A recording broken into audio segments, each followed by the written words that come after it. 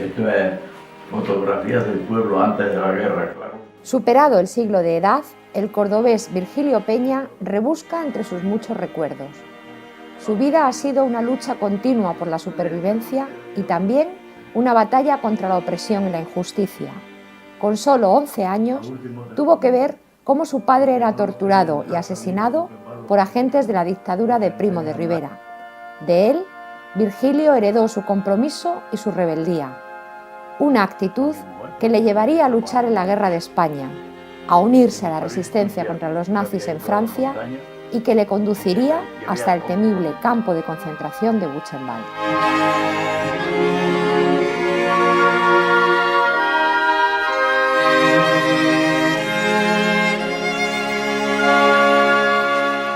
Virgilio, lo primero, vamos a hacerlo un poco cronológicamente.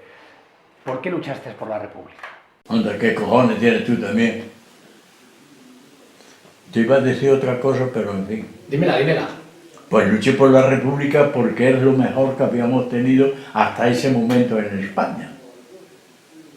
¿Tú sabes lo que era trabajar de sol a sol en el campo? En esta época que llega ahora. Y que cuando entró la República dio una ley, el gobierno puso una ley, el gobierno, no sé si se dice así o no, que no se podía trabajar más de 8 horas. ¿Tú te das cuenta lo que era trabajar de sol a sol, no trabajar más que 8 horas? Tenías que defender la República. Y los que hacían como yo, que de muy joven ya, comencé a segar el trigo con la hoz. Casi era un niño todavía, con 16 años, ¿comprendes?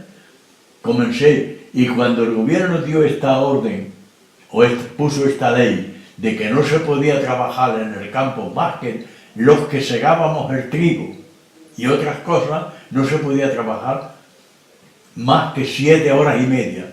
¿Tú te das cuenta lo que era para mí eso? Parecía que no estaba ni en el campo siquiera.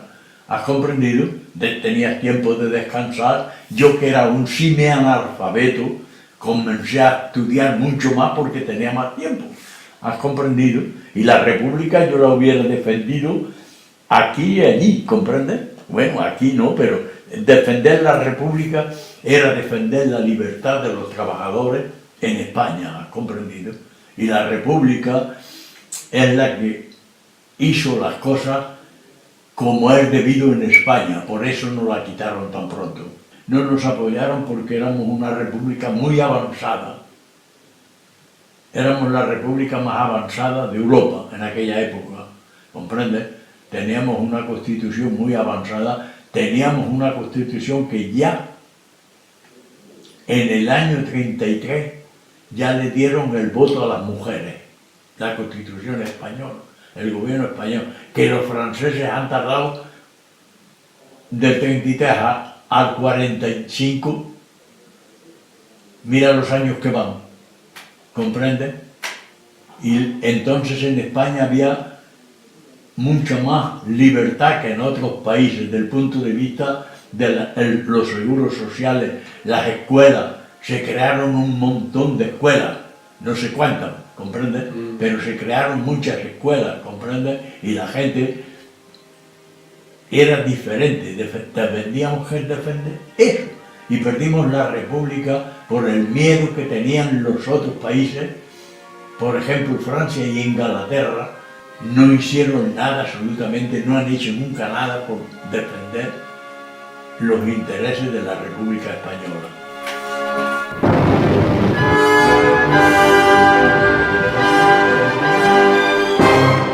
Entonces ya, pues viene la retirada, ¿comprende? Ya viene la retirada y aquello, pues mira, llegamos a la frontera.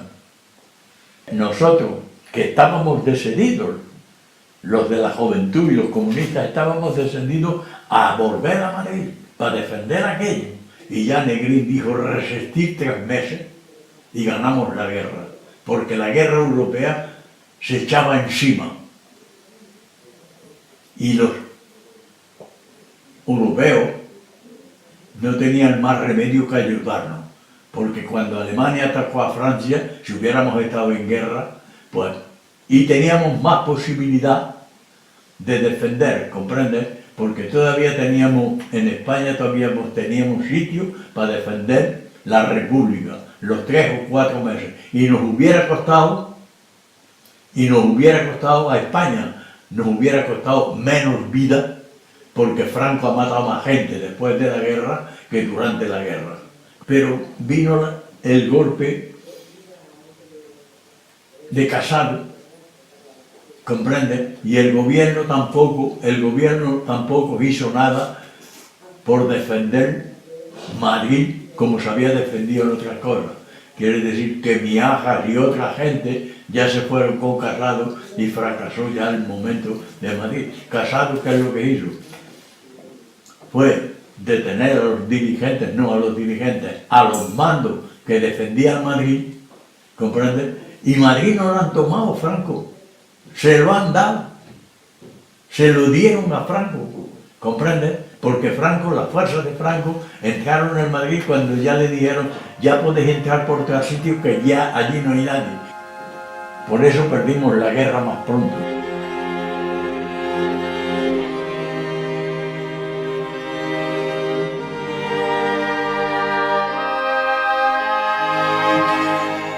El paso por la frontera, perdemos la guerra y entramos allí como borregos, ¿comprende? Se puede decir así, ¿comprende? Llegas a la frontera y allí te desarmas y cuando tú ves la pila de ametralladoras y ametralletas, ¿comprende? Fusiles ametralladoras y cosas así que hay, te desarman y no te dejan nada. Y para el campo. Yo fui al campo a San Ciprián.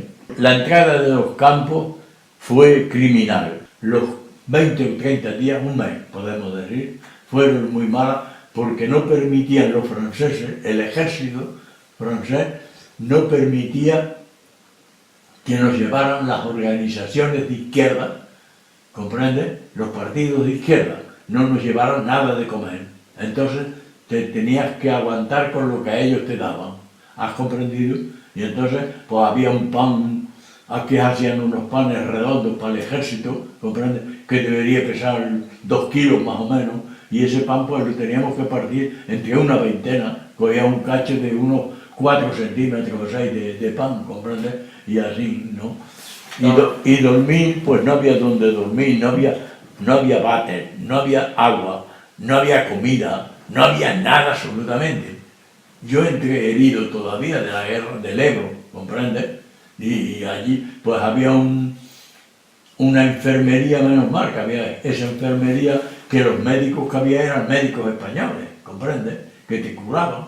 Pero aquello se fue organizando, los franceses fueron organizando aquello, clavaron unos tubos en la arena y pusieron una bomba allí que sacaba el agua. No era agua potable como era debido, pero ya te podías lavar la cara, no más.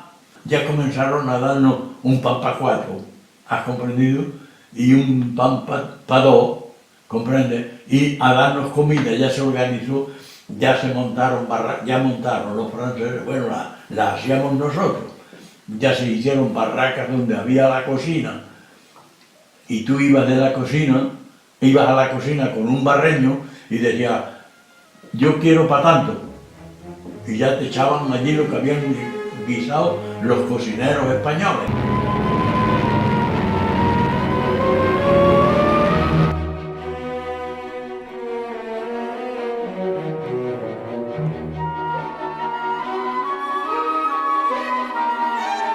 No nos alistamos, me obligan ya, yo ya salí en la compañía de trabajadores el 20 de diciembre del 1939 y voy a trabajar, aquí le llaman Les Deux Sèvres, por la parte de Niort, para que te hagas una idea, por la parte de Niort.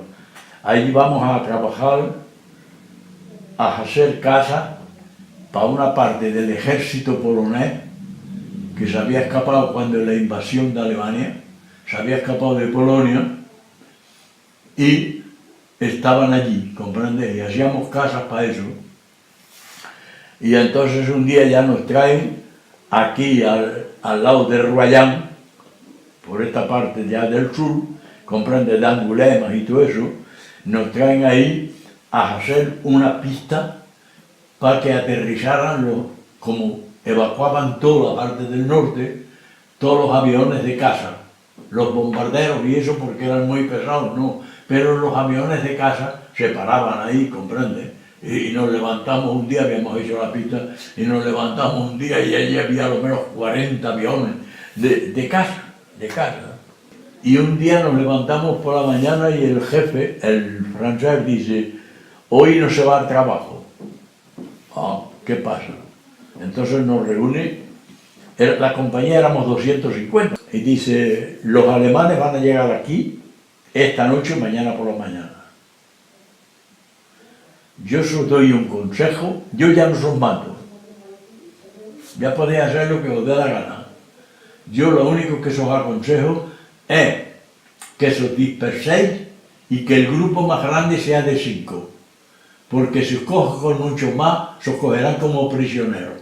Pues lo que hicimos fue eso. Yo había conmigo gente que yo había mandado durante la guerra, ¿comprende? De mi pueblo, y que teníamos amistad y todas esas cosas.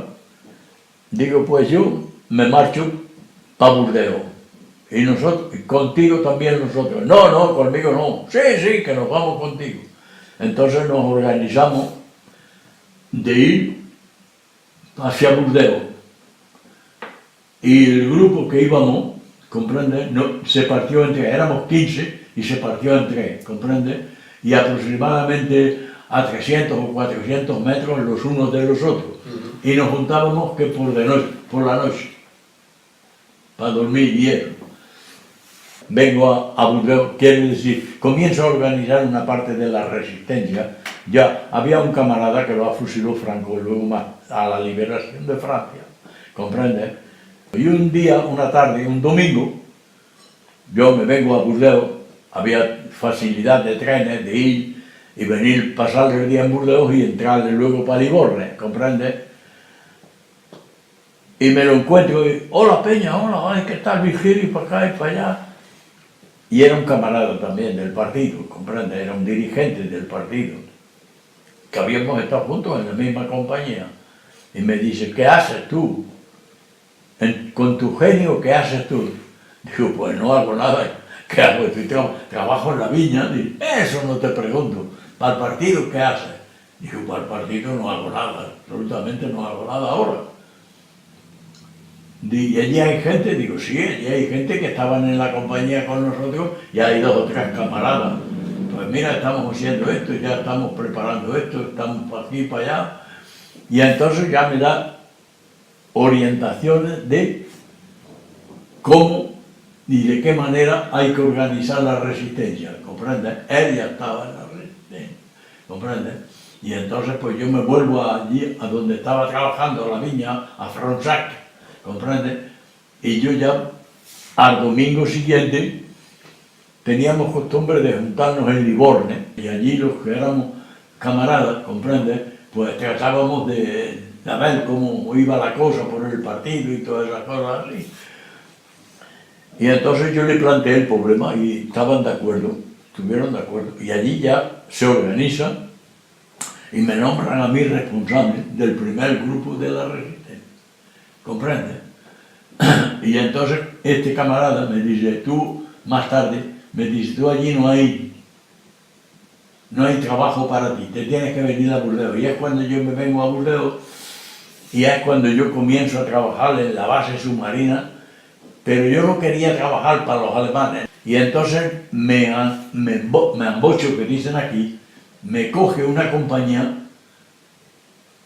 una empresa, que se llamaba la Industrial Francesa, que trabajaba para los alemanes, ¿comprende? Digo, mira qué caramba, yo que no quería trabajar para ellos, mira dónde me he metido. Y esta empresa hacía en la base submarina, hacíamos barracas, ¿comprende? De madera, para meter el cemento, para meter herramientas, para cosas así por el estilo. Y entonces los sabotajes que hacíamos eran las sierras, las betoneras, comprende, los montacargas, comprende, las grúas y cosas así, hacíamos. Y con los camaradas con los camaradas que trabajaban directamente para los alemanes, entonces ya nos pusimos de acuerdo más tarde, ¿comprende?, de que cuando venían el cemento en saco, cortabas el saco en dos y te llevabas la mitad y el otro echabas el papel y todo. ¿Has comprendido?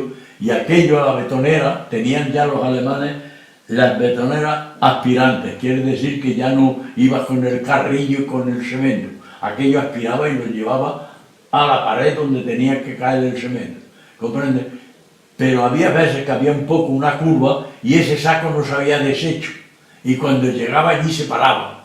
Y entonces a lo mejor aquello pom, echando cemento y se llenaban todos los tubos y a lo mejor estaba aquello 2 días o 3 parados, que no podían trabajar las betoneras. Y ese es el trabajo de sabotaje que hacíamos, ¿comprenden?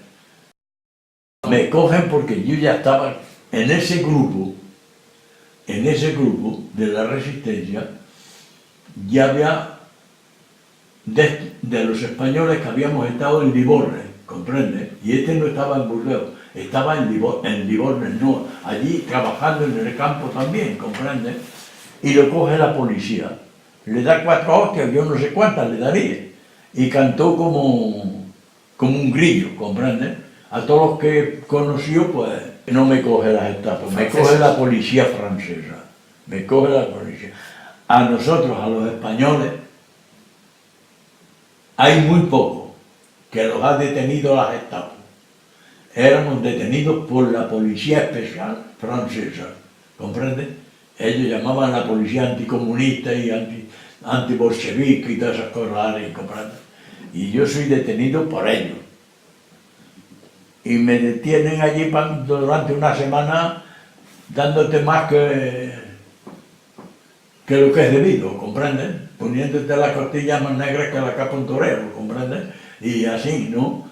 Y cuando ya vieron ellos que ya no podía ser más, entonces me mandan a la cárcel, me mandan, en Burdeos había un sitio que llamaban el Fort Duar. Y al otro día por la mañana serían las 9 o así, fulano de tal, ven para acá. Voy, me cago en Dios, cuando lo veo al tío digo, ay la madre que lo parió. Dice, bien a Bermuda. Me montan en un coche y me llevan con ellos. Digo, ¿estos tíos a dónde me van a llevar? Bueno, me llevan a donde ellos tenían la cárcel, ¿no? Donde interrogaban a la gente, ¿comprendes? Y yo entro allí, entro a unos chillando, a otros estos, de los que... Y subimos a un segundo piso. Subimos a un segundo piso y el tío, al subir arriba, tú esto y lo otro, digo, no, ¡pam, pam! Me pegó 2 bofetas que estaban como una trompilla dando vueltas yo allí, ¿comprendes?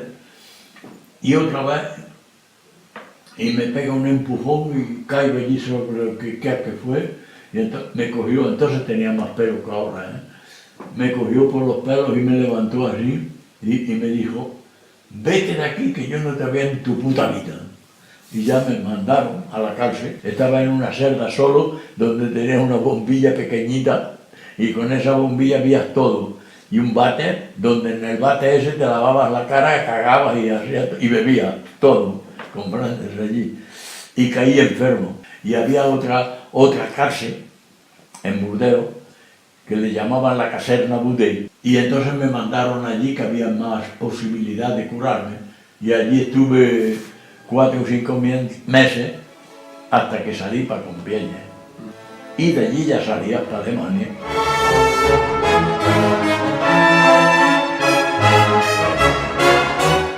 El transporte ese de Compiègne a Alemania era criminal aquello. Cuando tú llegas al vagón, ves un letrero que allí dice 8 caballos, 40 hombres. Y te meten cerca 100 personas. Antes de meternos, meten una alpaca, ¿comprende? Meten una alpaca y un bidón para hacer las necesidades. Comenzamos a andar y allí comenzó a hacer una calor, la gente comenzó a orinar y a hacer sus necesidades en aquel bidón, ¿comprende? Y cuando el bidón debería estar a la mitad o así, yo no sé cómo fue, la cuestión es que aquello lo tiraron por tierra, mejor dicho, lo volcaron, y aquello se extendió, y aquello volvía como unas sajurdas de cerdo.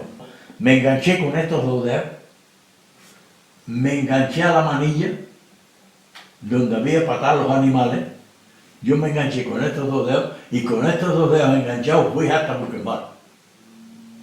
Y con una vez con el pie así, el derecho y otra vez con el izquierdo, porque había una oleada de gente gritando, ¡mamá, mamá! Yo decía, a ver, llama a tu madre. Yo te diré una cosa, no es por alabarme ni mucho menos, ¿comprendes? Me importa poco lo demás.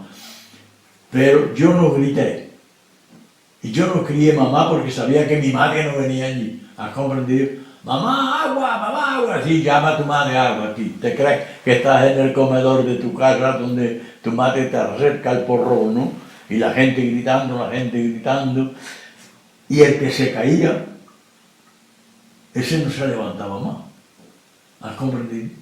Porque no había nadie que le ayudara, y tú no ayudabas a nadie para eso, ¿has comprendido? Y yo, enganchado en las manillas estas, iba al lado de la puerta, y cuando el tren andaba ponía la nariz con los tornillos, el sudor de los tornillos, pasabas la lengua para refrescarte, ¿comprendes? Que no sabías lo que podía haber dentro, ¿no? Y llegamos al campo y abren la puerta, y cuando abren la puerta se acerca y Monsieur, español. Yo miro así y digo, ¿qué quiere? Dice, ayúdame que yo no puedo bajarme, no puedo sostenerme. Y entonces que lo cojo por los pies y por detrás llega un alemán con un culatazo que me parece que me duele todavía, ¿comprendes? Y aquí estamos ya en Alemania.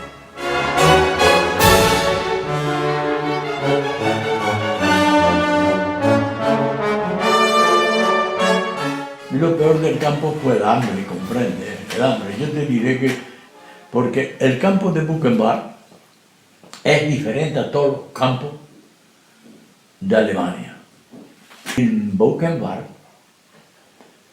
los que estaban presos en Buchenwald, el 90% o el 80 y pico por ciento éramos comunistas. ¿Comprende? Habían estado cogidos en la resistencia. Había muchos presos alemanes que habían estado en las brigadas internacionales, ¿comprende?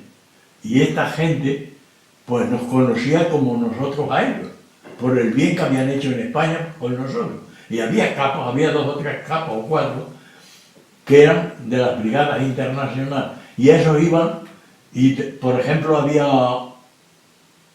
un jefe civil, y un español había hecho, o un otro lo había hecho, y él se iba hacia ti, yo era el capo y me iba hacia ti, te voy a pegar una hostia, te pegaba un saleón para que viera el jefe civil que estabas contra aquello que había hecho, pero no le pegaba. El campo lo liberamos nosotros, no lo liberaron los americanos, lo liberamos nosotros. En el bloque donde vivíamos había una caja así de grande, con un altavoz, ¿no? Y te llamaban. Y el tío que estaba en la central olvidó de quitar la claveta que va de la central a dar la comunicación al campo, olvidó de quitarla, ¿comprendes? Y entonces dice, Artum, que los panzas comienzan a avanzar. El que lo oye, eso va inmediatamente al responsable de la resistencia, que mandaba a todos, era un alemán, ¿comprendes? Y esto, que los panzas avanzan. Entonces, ¿qué es lo que pasa?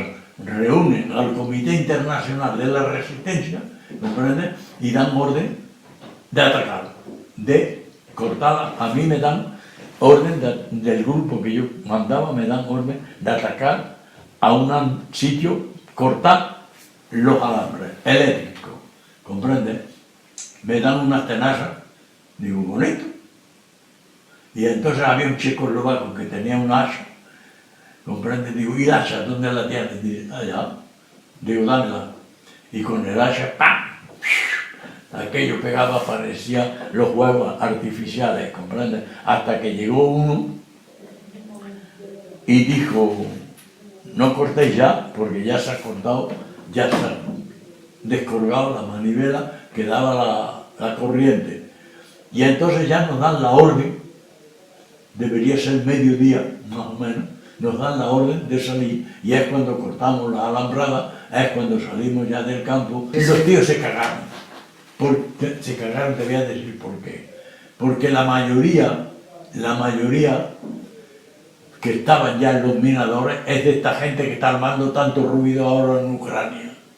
Eran ucranianos. Había una división que se había formado con un general ucraniano, había formado una división que estaba con los alemanes,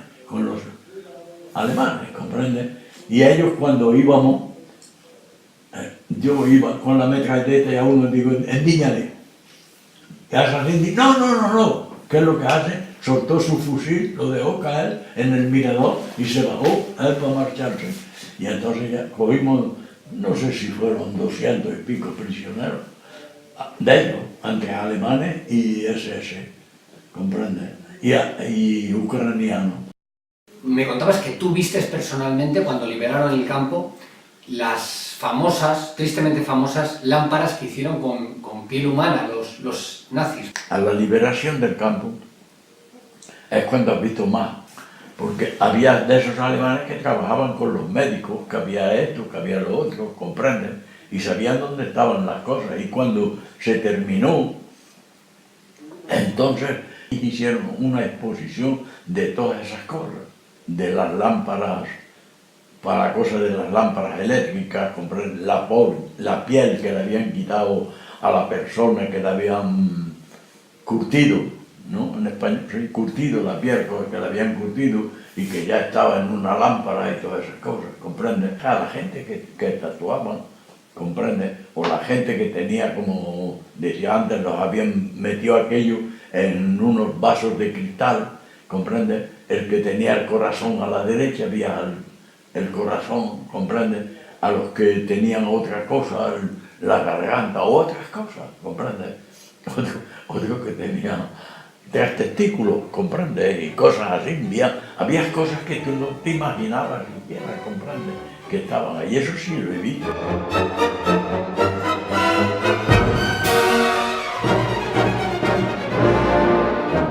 Yo no he pensado nunca en morir. Siempre he pensado en que tenía que ir a ver a mi madre y a mis hermanas, ¿comprende? A mis hermanos pequeños, porque yo era el padre de mis hermanos. No sabía que mi hermano había muerto, sabía que lo habían cogido prisionero antes de estar detenido. Mi hermano, cuando estaba en el Estalaca, le mandó una tarjeta a mi madre diciendo que a ver si le mandaba un paquete de tabaco, porque le costaba mucho fumar, ¿comprende? A mi hermano. Y yo tenía esa tarjeta de mi hermano y sabía que había sido hecho prisionero, y entonces yo sabía que estaba allí, pero lo que no sabía es que había muerto. Hasta que aquí, en el mes de julio, sería por ahí, vino Dolores Ibarruri a hablar a Toulouse, la pasionaria. Y había uno que éramos amigos desde niño, que se llamaba Antonio Arroyo, y me dijo que había muerto mi hermano ya. Dice, mira, ya casi estábamos salvados, era cuando ya teníamos menos. Pero a mi hermano le habían operado seguramente mal del apéndice, ¿comprende? Y le daban unos dolores de aquello. Dice, y para mí murió más del dolor del apéndice porque ya había soportado todos los malos tratos que nos habían dado. Y ahí me enteré yo, cuando eso me enteré de que había muerto.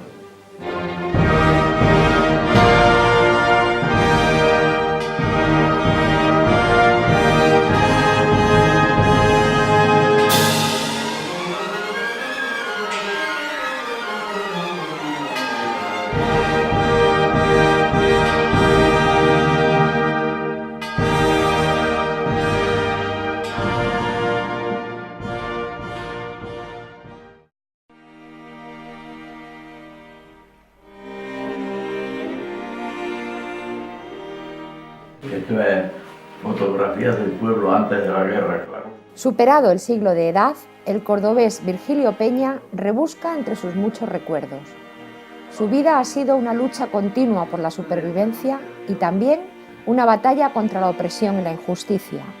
Con solo 11 años, tuvo que ver cómo su padre era torturado y asesinado por agentes de la dictadura de Primo de Rivera. De él, Virgilio heredó su compromiso y su rebeldía, una actitud que le llevaría a luchar en la Guerra de España, a unirse a la resistencia contra los nazis en Francia y que le conduciría hasta el temible campo de concentración de Buchenwald.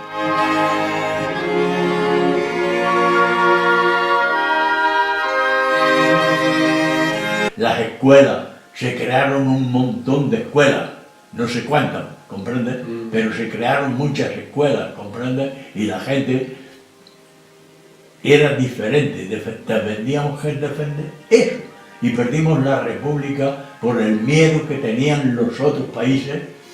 Por ejemplo, Francia y Inglaterra no hicieron nada absolutamente, no han hecho nunca nada por defender los intereses de la República Española.